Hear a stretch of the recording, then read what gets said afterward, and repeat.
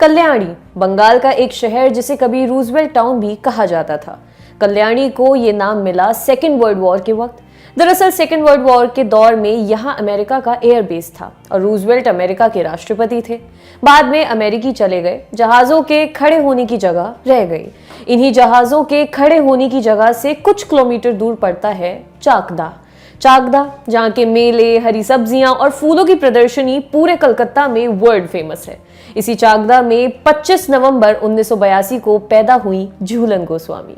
बंगाल के नदिया जिले में पड़ने वाले चाकदा में क्रिकेट और फुटबॉल दोनों खेल समान रूप से खेले जाते हैं।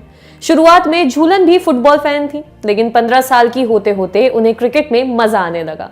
1992 के क्रिकेट वर्ल्ड कप से शुरू हुई ये कहानी मजबूत हुई 1997 के महिला क्रिकेट वर्ल्ड कप से। झूलन ने ऑस्ट्रेलिया की दिग्गज बेलिंडा क्लार्क को देखा और क्रिकेट खेलने का फैसला कर लिया। वैसे तो ये फैसला भारत का लगभग हर बच्चा करता है, लेकिन इस दौरान आने वाली अड़चनों से निपटना सबके बस की बात नहीं है। लड़कियों के लिए तो मामला और मुश्किल होता है। झूलन भी ऐसी तमाम मुश्किलों से जूझकर ही आगे बढ़ी। जब उन्होंने क्रिकेट खेलने का फैसला किया तो सबसे पहला सवाल था, कैसे?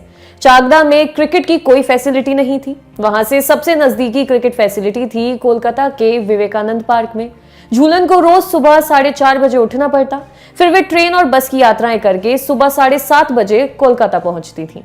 झूलन को इतनी दूर की यात्रा से बड़ा डर लगता था। ऐसे में चाकदा से सिलयदा की ट्रेन यात्रा और फिर आगे बस की यात्रा के लिए उनकी मम्मी या पापा उनके साथ जाते थे।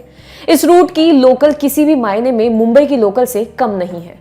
खचाखच भरी ट्रेन में चढ़ना और उतरना ही एक बड़ा टास्क होता है। इसके बाद ट्रेनिंग के लिए अगर 1 मिनट की भी देरी हुई तो कोच उस दिन ट्रेनिंग नहीं करने देते थे।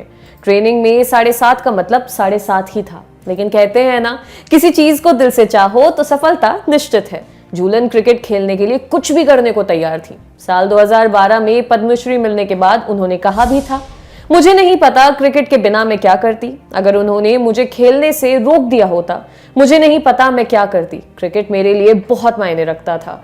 मैं सच में इस खेल के लिए बहुत पैशनेट हूं।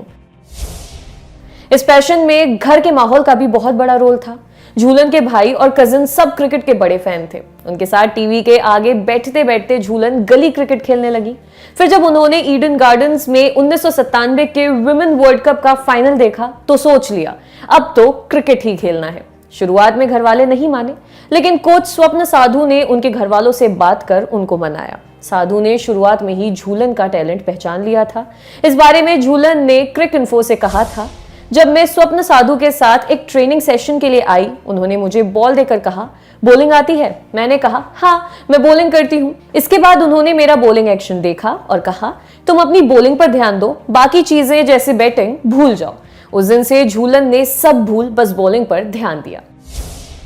लेकिन यात्रा वाला डर तो शाश्वत था। इस बारे में क्रिकेट मंथली के नियंता शेखर से बातचीत के दौरान झूलन के छोटे भाई कुणाल ने कहा, शुरुआत में उन्हें अकेले यात्रा करने में डर लगता था। हमारी माँ या पिताजी उनके साथ जाते थे, लेकिन फिर उन्हें समझ आया कि पिताजी को दिन भर काम करना होता है और माताजी को घर की देखभाल करनी होती है। फिर उन्होंने हिम्मत जुटाई और एक दिन कह डाला, मैं अकेले जाऊंगी और अकेले लौट भी आऊंगी।